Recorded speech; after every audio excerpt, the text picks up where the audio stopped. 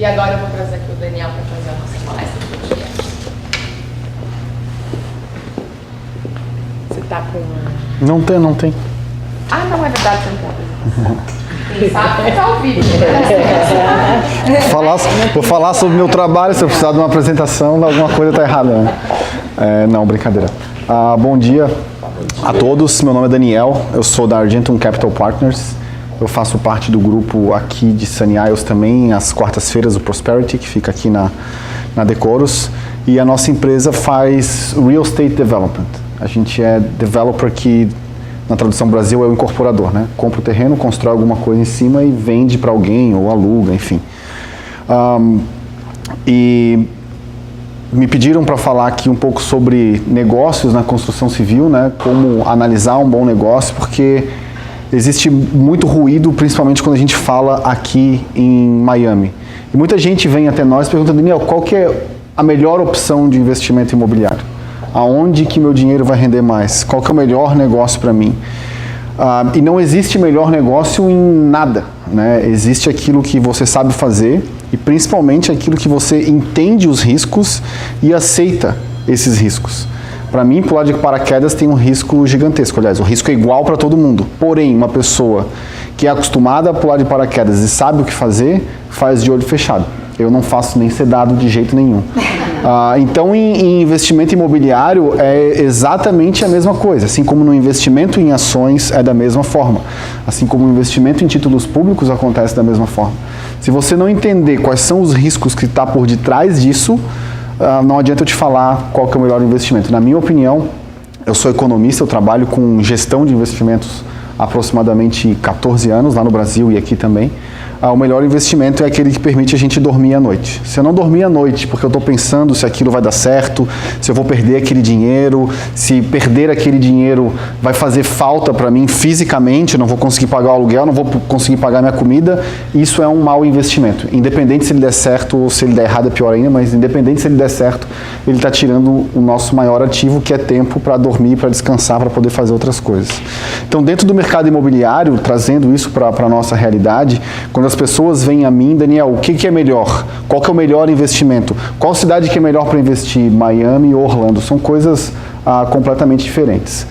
Quando a gente fala em regiões como Miami ou como Orlando, dentro do segmento imobiliário, a maior matéria-prima é terra, porque é na terra que a gente vai construir. E o preço da terra ela é baseado em quanto você vai construir nessa terra e a disponibilidade dessa terra. Por isso que terrenos à beira-mar são mais caros, porque existe menos terrenos à beira-mar no mundo do que terrenos que não tenham vista para o mar. E quando a gente fala em Miami, a gente pega fisicamente o que a gente tem. De um lado a gente tem o oceano e do outro lado a gente tem o pântano, o Everglades. Então são duas áreas que a gente não pode construir, a gente só pode estar ali no meio. Então quando a população começa a crescer, existe um limite físico de crescimento da cidade de Miami. Por isso que os terrenos e os preços dos imóveis aqui tendem a se valorizar. Nos últimos 25 anos foi uma média de 9% ao ano, mais ou menos, aqui em Miami. Nos Estados Unidos inteiro, a média da valorização imobiliária desde 1965 até hoje é de aproximadamente 5% ao ano. Então as pessoas que compram um imóvel, eu vou comprar um imóvel porque vai se valorizar. Vai valorizar 5% ao ano. A inflação aqui nos Estados Unidos média de 2% ao ano, então quando tira daquilo que você ganhou, o quanto o seu dinheiro desvalorizou, você está ganhando 2,5% ao ano, dentro de um imóvel que você comprou com o objetivo de valorização. Daniel, mas se eu comprar no pre-construction ou numa área que está desenvolvendo, eu posso ganhar mais? Pode, mas aí é a percepção de risco. Quando você compra no pre-construction, que é na planta, como a gente diz no Brasil, você corre o risco de atraso do developer, você corre o risco do cara quebrar no meio do caminho, que aqui nos Estados Unidos tem mais remédios contra isso do que no Brasil, mas é possível o cara quebrar no meio do caminho. Então, os pre-developments, né, os imóveis vendidos na planta, normalmente tem um desconto do preço final, às vezes até de 25% ou 30%. Né? O cara comprou aqui, 3, 4 anos depois, quando entrega, o preço de revenda é mais alto do que quando ele comprou. Mas ele teve um risco durante esse tempo, ele teve um custo de carregamento por segurar esse imóvel. Não quer dizer que todo imóvel que você vai comprar, você vai ganhar só 5 ou 9% ao ano. Não. Existem áreas que você quando a gente analisa investimentos hoje para desenvolver, por exemplo, o que a gente vê? Que as pessoas estão saindo de Fort Lauderdale para o norte ou para o sul e saindo de Miami para o norte, porque para o sul não tem mais muito para onde ir. Então, qual é a área que está desenvolvendo mais? Aquela região de Dania Beach, Hollywood, Hallandale, que até então era um pouco de subúrbio de Miami, assim, né? O pessoal falava Miami, mas já está até em outro condado. Mas são áreas que relativamente são baratas em relação ao mesmo produto que ele tem aqui em Miami, mas que ainda são uma aposta, que as pessoas não estão lá de fato ainda, né? Em Dania Beach, por exemplo, quem vai pela 95, estão construindo ali agora o Dania Point, onde tinha uma montanha-russa de madeira velha, estão desenvolvendo um negócio gigante ali. Mas assim, quando tinha a montanha-russa de madeira, era um preço. Hoje, que está em construção, é outro preço. Quando estiver pronto, é outro preço. Então, são riscos que cada um corre ao longo do caminho. Então, essa área que compreende das pessoas que estão vindo do sul de Fort Lauderdale para o norte de Miami, está muito boa. Mas, ainda assim, são áreas que estão em desenvolvimento. As pessoas estão conhecendo, não são tão sofisticadas. Hollywood, por exemplo, é uma área excelente, tem praia, tem canal, tem tudo, mas ainda não é Miami. A pessoa não se sente Miami. Mas é uma coisa que, à medida que as pessoas passarem a morar lá, o preço dos imóveis vai subir. Para ter uma comparação, uma casa de frente para o canal aqui em Miami, uma casa de luxo, a gente negocia hoje ela no mercado a mais ou menos $1.000 a $1.400 o pé quadrado. Ali em Hollywood isso cai pela metade, para $700 o pé quadrado. Por quê? Porque a casa é a mesma, o preço da construção é exatamente o mesmo. Porém, o terreno aqui é muito mais caro do que lá. O terreno lá hoje é muito mais caro. Então, hoje a gente está sendo pioneiro, nós estamos construindo uma casa lá. Então, de quando a gente comprou o terreno para cá, o terreno já está mais ou menos $100 a $150 mil mais caro, porque já está acontecendo essa movimentação. E entre Fort Lauderdale e Boca está acontecendo a mesma coisa, porque Fort Lauderdale também $1.000 o pé quadrado, Boca 1.200, 1.300 daí para mais, casas na frente do canal, e no meio do caminho ali, Lighthouse Point, Deerfield Beach, Hillsborough não, porque daí já é elite na praia, mas a gente está falando também de um pouco de Pompano no beach, são áreas que relativamente essas duas referências norte e sul, né, Fort Lauderdale e Boca, elas são muito baratas. Então as pessoas olham, pô, eu posso ter a mesma coisa, uma casa na frente do canal, eu posso ter o meu barco com acesso ao oceano pela metade do preço, então eles começam a fazer esse tipo de mudança. Delray Beach. Delray Beach é assim a cidade, né? Vai lá do pântano até a água. O que aconteceu nos últimos anos? Essa área aqui perto do pântano desenvolveu com os projetos da Lennar, da GL Homes e porque as escolas aqui são muito boas. Então essa área valorizou demais. Aqui na praia não tinha nenhuma construção nova. E no meio aqui de Boca, o que tinha? Os condomínios, que normalmente são condomínios de golfe. O cara paga lá 65, 70, 80 mil dólares por ano para ser sócio do condomínio porque tem um campo de golfe lá.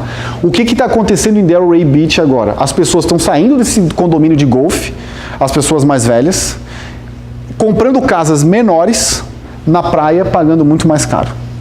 Porque ele não precisa mais de uma casa com 5, 6, 7 quartos, ele precisa de uma casa de 2, 3, para ele e para os filhos quando vem visitar alguma coisa assim, mas ele não quer ficar lá no meio de Boca, onde ele não tem acesso a nada, só por causa do condomínio de golfe, então ele está indo para a praia.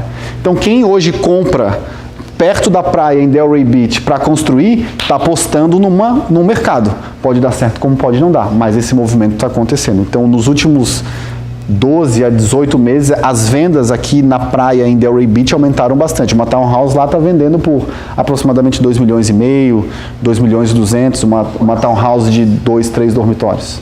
Que aqui em Miami vai ser o quê? 700 mil a 1 milhão? Muito caro lá. Então casas de 20 milhões, casas de 17 milhões, que é um público do pessoal que também está vindo do norte e não gosta muito de Miami pela diversidade cultural. O cara quer ficar mais perto do povo dele, ele para por ali, né? Boca, Delray Beach. Então é uma área que está acontecendo bastante. É para todo mundo um negócio desse. A gente brinca que os Estados Unidos começam em Boca, né?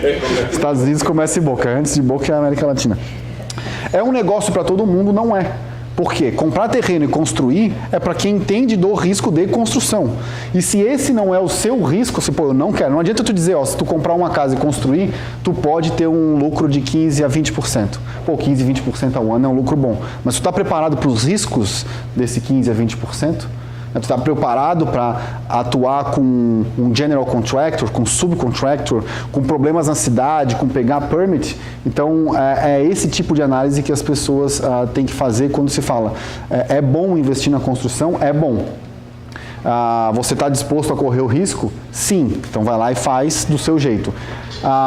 Eu estou mais ou menos, então tenha alguém do seu lado que você pode dividir esse risco. A mesma coisa, as pessoas investem em fundos de investimentos que investem em ações, porque ele acredita que o mercado de ações é um bom negócio, mas ele não sabe ou não tem tempo ou não quer analisar a ação, saber qual ação comprar, qual que vai subir, qual que vai cair, qual que tem potencial de crescimento. Então ele faz o quê? Contrata um gestor, porque investir em fundos de investimento nada mais do que isso, você contratar um gestor profissional para tomar essa decisão para você, porque você entende que o mercado é bom, mas você não sabe fazer isso, então você bota um intermediário no meio do caminho para diminuir o seu risco. Tem que ter liquidez para aguentar um acidente de percurso. Exatamente. Se não tem liquidez... Tá. Que é um outro risco do mercado imobiliário que precisa ser levado em conta. Ele não tem liquidez, ou seja, se eu precisar do dinheiro hoje, eu não vou ter. A não ser que eu perca muito queimando esse meu imóvel. Né?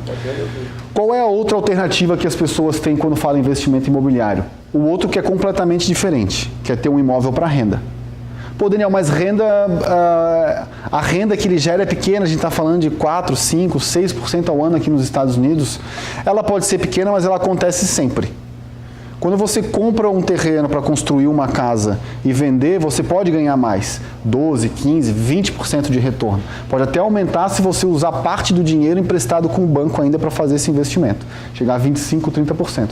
Mas ele vai acontecer uma vez só, ao longo de um período de um ano e meio, 2. Comprei o terreno, construí, vendi, beleza, ganhei 15%.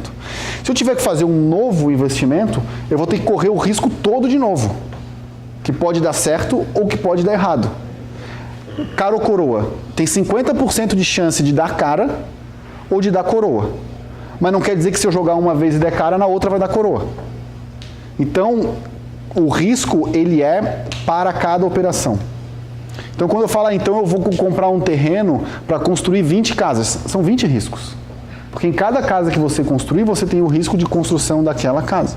Você tem 20 casas para vender, você tem 20 clientes para negociar. Então, não é que você está diversificando o risco, você está concentrando ele numa área de atuação um pouco menor. Mas são 20 riscos diferentes, porque são 20 construções diferentes. Então, o mercado de aluguel, apesar de ele não ter o maior retorno, um retorno tão grande quanto ele tem, como é o mercado de construção e de development, ele atende o objetivo de uma pessoa que quer construir uma renda para o futuro, uma renda extra para o futuro. Então, compra o imóvel e gera essa renda para sempre. É 6%, mas vai ser 6% para toda a eternidade, enquanto você tiver aquele investimento e não acontecer nada com aquele imóvel. Então, é uma outra opção. É um investimento mais seguro. Lógico que você tem que fazer todas as análises. Ele só vai alugar se ele estiver numa área boa. Existe uma atração para as pessoas estarem ali. Aqui nos Estados Unidos se fala muito na escola, tem que comprar em escola. Não é só escola.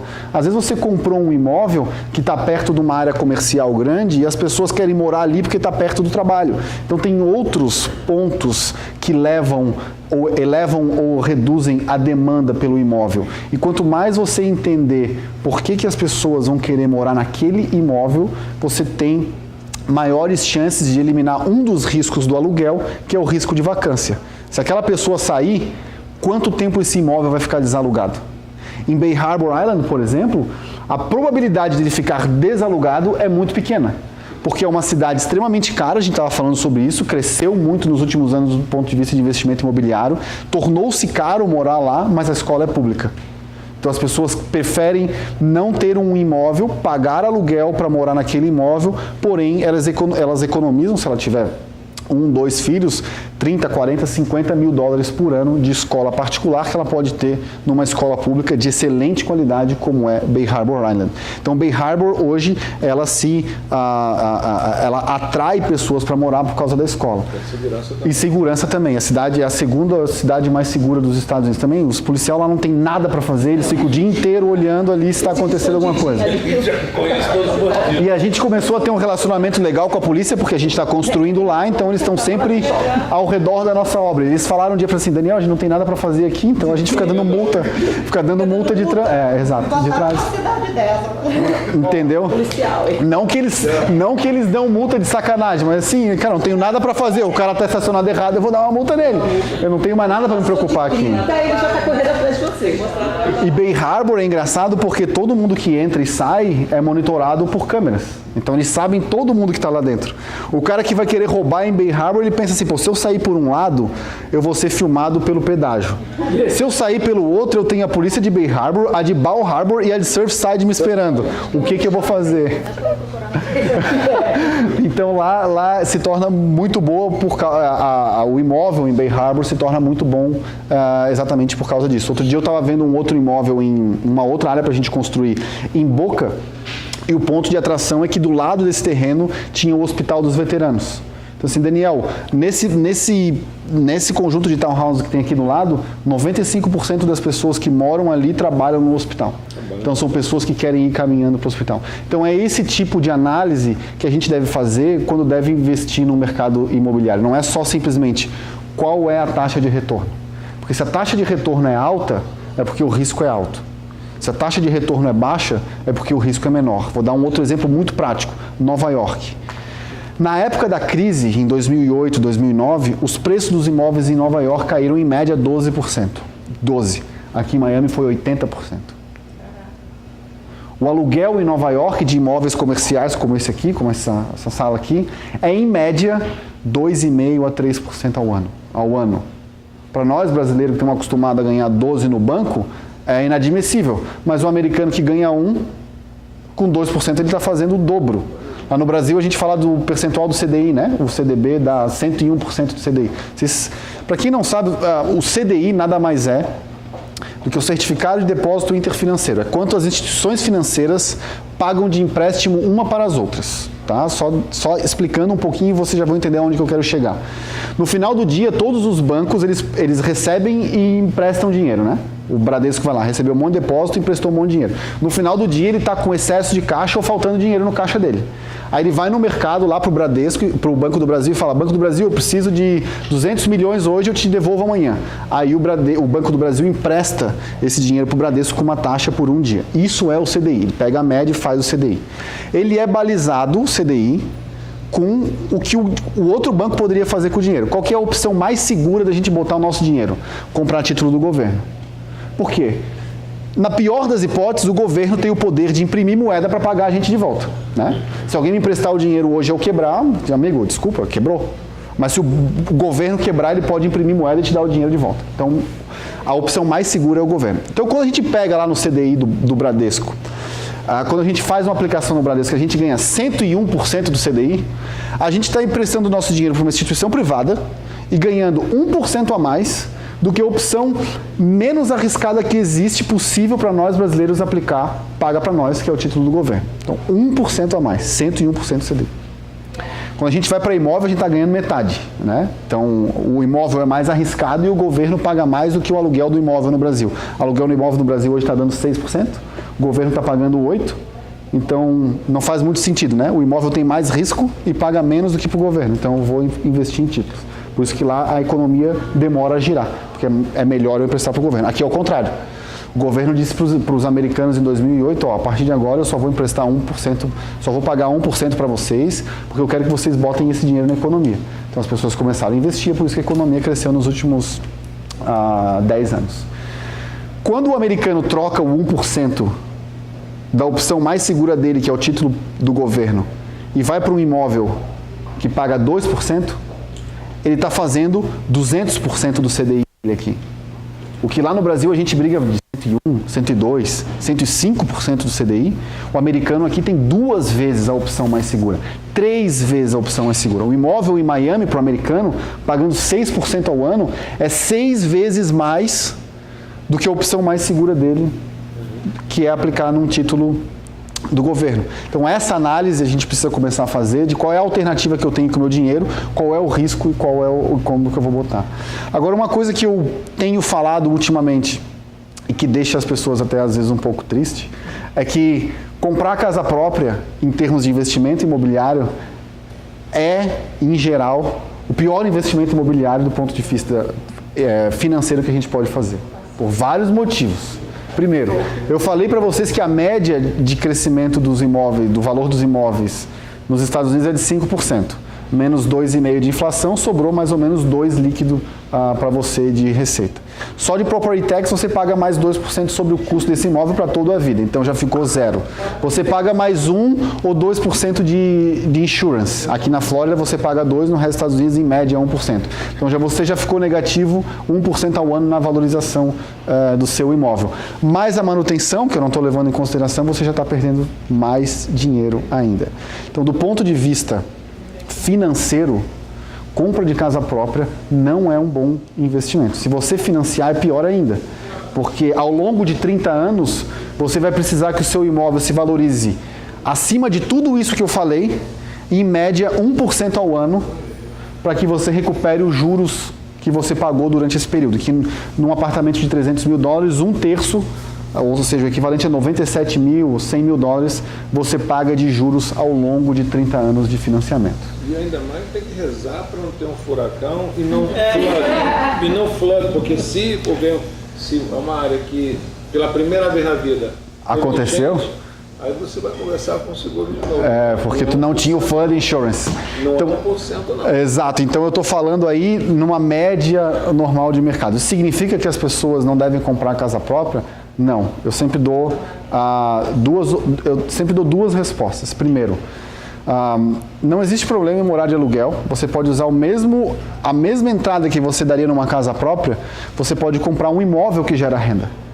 Ao invés de você comprar um imóvel que te gera despesa, compra um imóvel que gera renda para vocês. Até porque se amanhã você perder a sua fonte de renda, como é que você vai pagar o seu mortgage? Como é que você vai pagar o aluguel se você não tem outra fonte de renda? Então, o investimento imobiliário para gerar renda te protege, a avaliação de risco te protege nesse sentido. E aos poucos, com excedente, com mais dinheiro que você junta, você compra o seu imóvel pessoal. Agora tem outro ponto. Ter um lugar para chamar de lar é valor, não é preço. Então, não existe conta que pague isso. Então, nem tudo na vida é uma decisão estritamente financeira.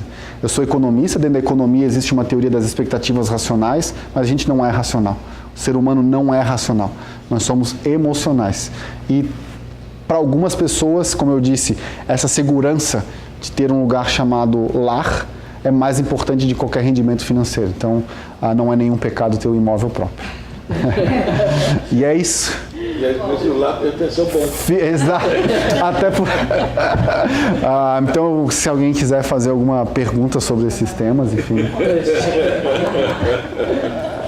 Maravilha. Obrigado. É a terceira vez que eu assisto a palestra, cada vez é diferente. Obrigado. É por isso que eu não uso slide, porque se for slide eu vou falar sempre a mesma coisa, né? Eu assisti a palestra dele.